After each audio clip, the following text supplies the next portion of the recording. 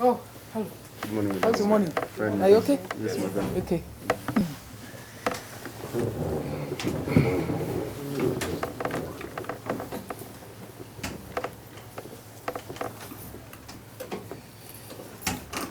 Good morning, Madam Morning. Speaker. How have you been? Welcome, Madam Speaker. You're welcome to our second live Twitter chat with you, and we appreciate the time you offer for the same. Today we're going to focus mainly on international engagements of Parliament and you in particular, and we'll ensure that we keep within the time you offered us. Madam Speaker, our first question is that could you tell us why Parliament is engaged in international meetings? Okay, as you know, Parliament is not isolated. We relate with the other parliaments. But secondly, our countries are party to many, many international conventions and treaties. And it's the responsibility of Parliament to ensure, one, that the treaties are domesticated, although they're supposed to be brought by the executive, domesticated in made international law in the country. And then it's also the responsibility of Parliament to ensure that the obligations of the treaties are being undertaken by the government. And frequently we are requested to go and report in those meetings how far has your country gone on this issue. So it's really because we are part of the global community. Madam Speaker, speaking on domestication, how far or how well are we doing in terms of implementation of those international resolutions and treaties and other resolutions that are passed at international meetings? I must confess that we are not doing well at all.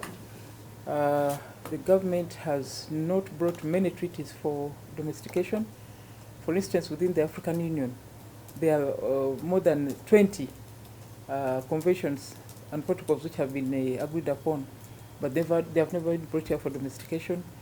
And also in other areas, for instance, in areas of energy, in areas of environment, there are laws that should have been brought. Recently, the rapporteur on safe transport was here and was asking me whether we had enacted the convention. Then the minister said, no, the law is going to come in May. So we are not doing too well on ratification of international conventions. A particular one that you always bring up, the Abuja Declaration, where they say at least the health budget should be about 5%? 15%.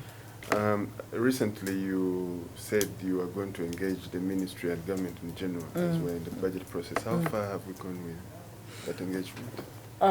We had some discussions with the ministers when we were doing some work here, and they said they were going to include it in the proposals. So I'm waiting to see the proposals which are now in the House, and whether they are part of the appropriation, whether the appropriation has increased, because it's supposed to be part of the bill. And then, so we are going to be able to look at it during the month of May to see whether they have scaled up as expected. Okay. Now, Madam Speaker, going to the recently concluded 138th IPU Assembly in Geneva, you came out and criticized African leaders for not doing much on the influx of Africans, especially crossing the Mediterranean Sea, to try and seek better conditions in Europe. What could be done better by the African nations to stop their citizens from endangering their lives crossing the Mediterranean to go to Europe?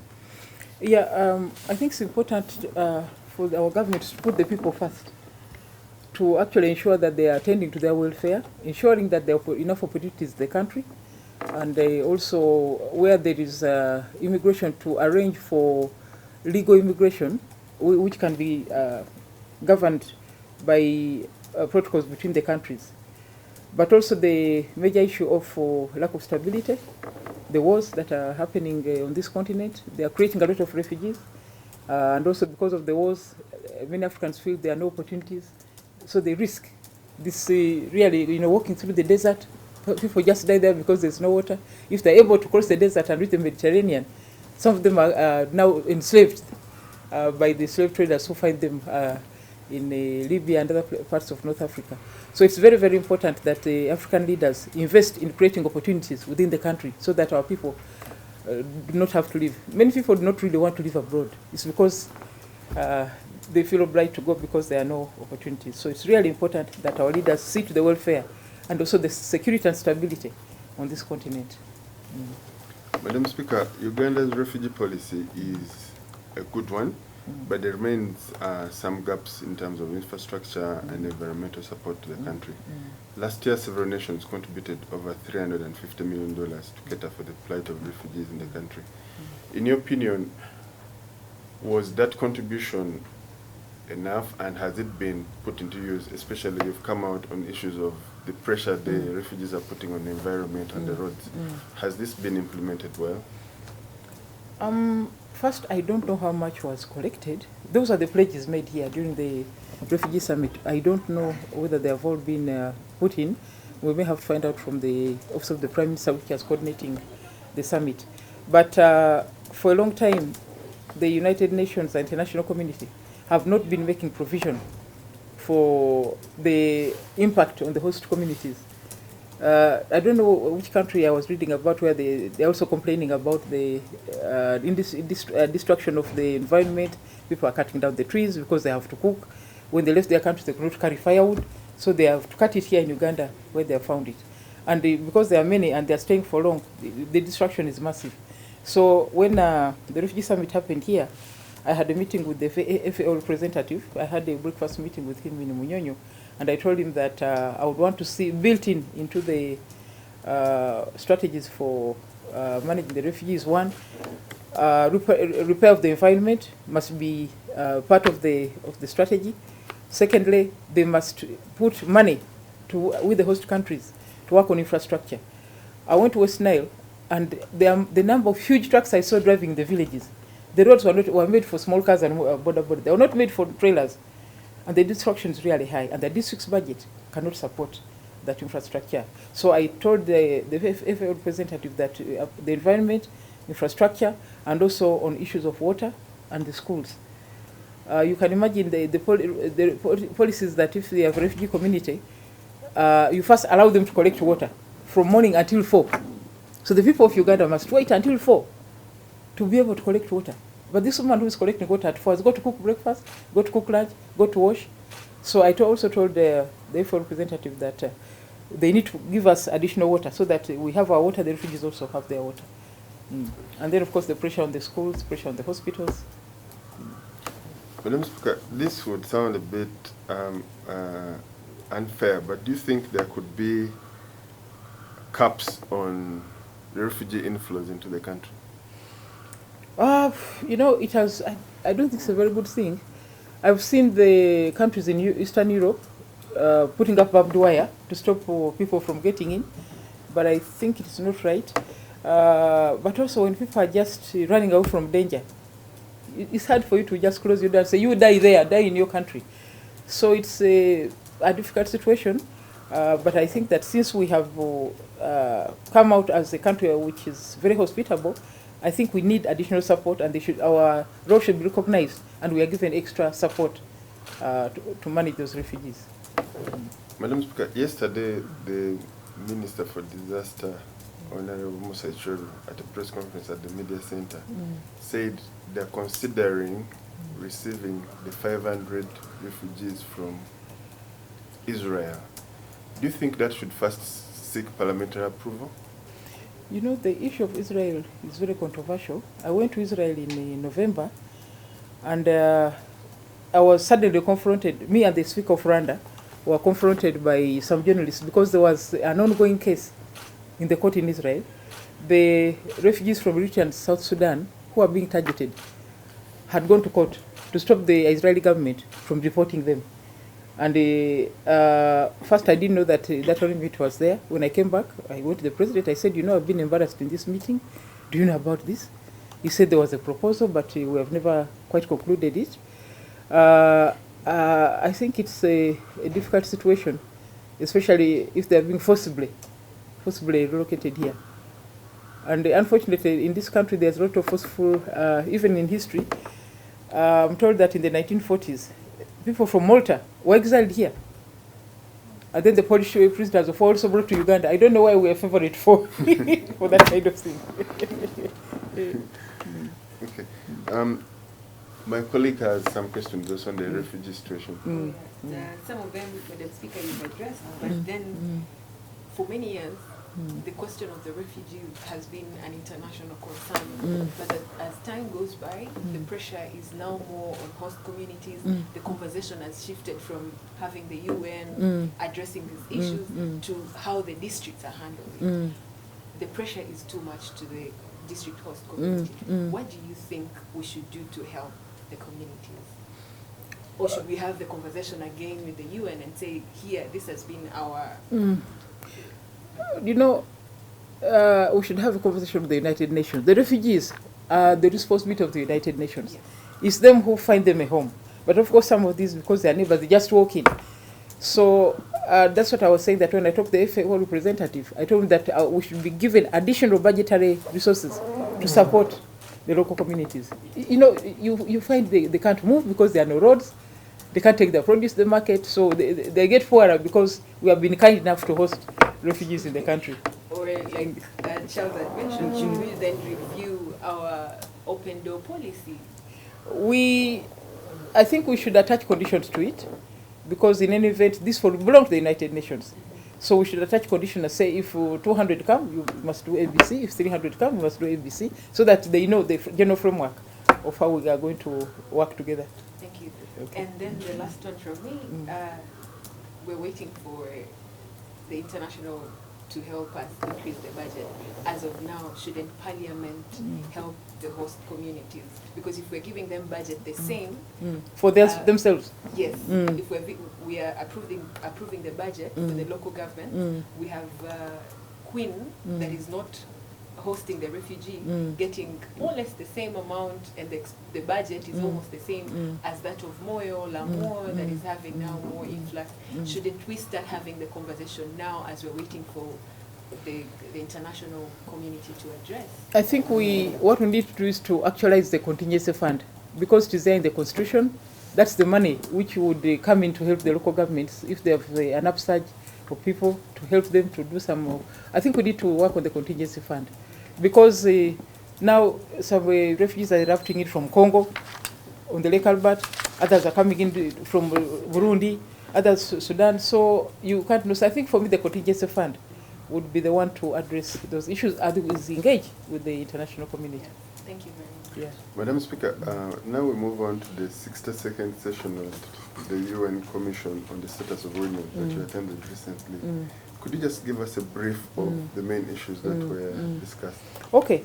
The 62nd session this time was to do with the empowerment of the rural women and girls, and we discussed at length the things we need to do to support them. One, for me, I've talked long on the issue of improving the distances between the children and the schools, so that they don't have to walk too many miles to go to the school. Also that we should have sanitation facilities, the schools, especially water, and some privacy. I've also talked about the need to support the women with labor energy saving devices, so that they can cook quickly and have some free time, either to attend a meeting or to go to the market and make additional money. So we need to provide also the work on the roads, because they need to get their produce quickly to the market, sell, and go home and do other things. So there is a lot we need to do for the rural woman, and we agreed to continue monitoring it. I went to the number of members of Parliament, and I told them that we should focus more now on the infrastructure, especially the schools and the health centers, but also the water for the rural women. Then we also talked about, of course, the difficulties of not being able to attend school when they are menstruating. So we have taken the decision personally now. I even told my people yesterday at Women's Day that I'm going to bring in people to help them in each constituency to manufacture reasonable sanitary pads, so that girls can really concentrate on being in school, and they were really excited about it. So really it was about identifying the issues affecting the rural woman and addressing them. Sometimes when they are looking at statistics, you carry all of them. But the one in Kampala has got electricity, she has got water in the house. The one in Kidera has to walk so many miles and spend so many hours at the borehole. Then she has to go for the firewood, then from there look after, do the cleaning. and also do other things to raise money. Yeah. Madam Speaker, before we leave the issue of sanitary towels, what can we pick from Kenya? Yesterday, President Uhuru Kenyatta signed that there will be no taxes on products used for the manufacture of sanitary towels or sanitary towels themselves. Can we take up? No, fortunately, I think we are ahead, because it was in the 7th Parliament that we moved a motion to remove taxes on sanitary towels.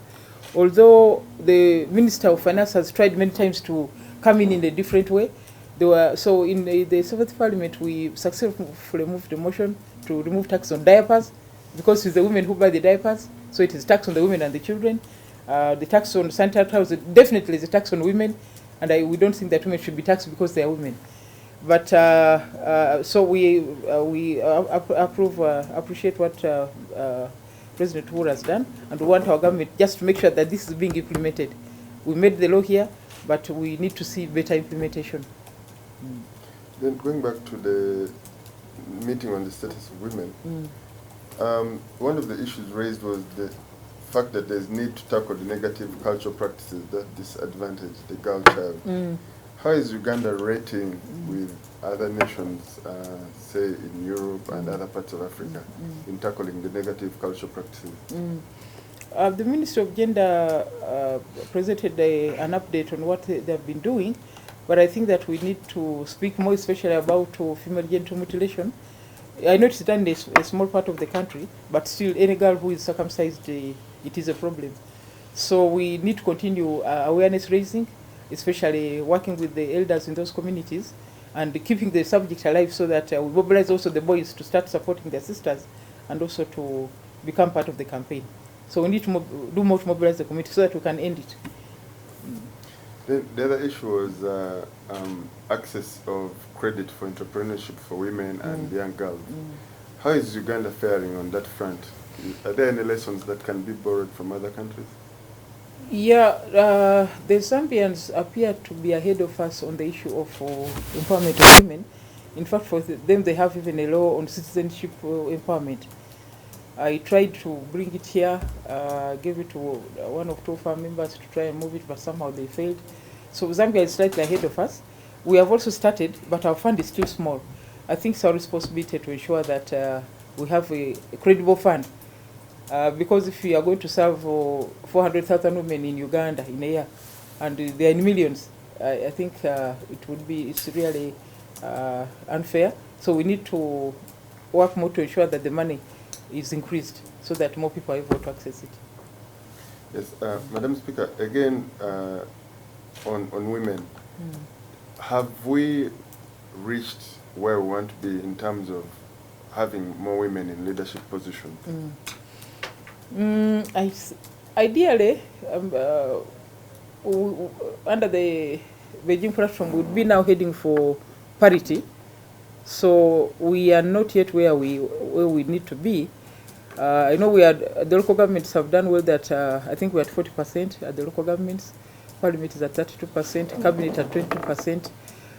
Then we also need to look at the other agencies. In some we have women at the top, but if you look at the body itself, there are very few women in it. So we need to do more work to ensure that the disparity is brought down. No, but I would probably want to congratulate you, Madam Speaker. We did a study recently on the women representation in Parliament, and it turned out amazing because in leadership, we have 46% committee chairperson in the 10th Parliament. We have 43% committee vice chairperson, then 35 full state ministers, 100% speaker, and then leader of opposition 100%, commissioners 50%, chief whips of parliament 50%. You're really doing a good job, madam. Yes, and it came with the strategy, because when I first became speaker, they were setting up the committees, and then when I asked all the whips, who are all men by the way, to present names for the chairs and vice chairs, they brought 44 committees and all were men, 88 men. So I told them that this is against the constitution. We need to, you go back and make changes. They came back with the same names. So I sent them away for the second time. The third time they came back with the same. So I said, okay, now I'll deal with you by law. So we amended the rules of procedure. Now the women must require a minimum of 40%. That's why we're now at 46. Yeah. So I'm really very happy about that. Thank you. Yes. Madam Speaker, starting tomorrow, we'll be hosting the Commonwealth Parliamentary Association Africa Region Youth Parliament. What message do you have for the youth of this country and those coming to attend the conference? One, I hope we have given sufficient publicity. I would want to invite the young people of the country to come and sit in the gallery and see how their counterparts are performing. I think it will be very, very informative. So we have the topics chosen really relate to the young people and their future. So I think that it's a very big opportunity for our young people in Uganda to look at their peers. So I hope that we have enough publicity. I hope that they are able to access the proceedings live through the media, but also those who are able to come. So please ensure that those who want to come can sit in the gallery. Yes, yeah, it's a very good opportunity, and welcome the young people of Africa to their home in Uganda. Unless there's anything else, Madam Speaker, I would like to thank you very much for your time. Okay. Amidst your busy schedule.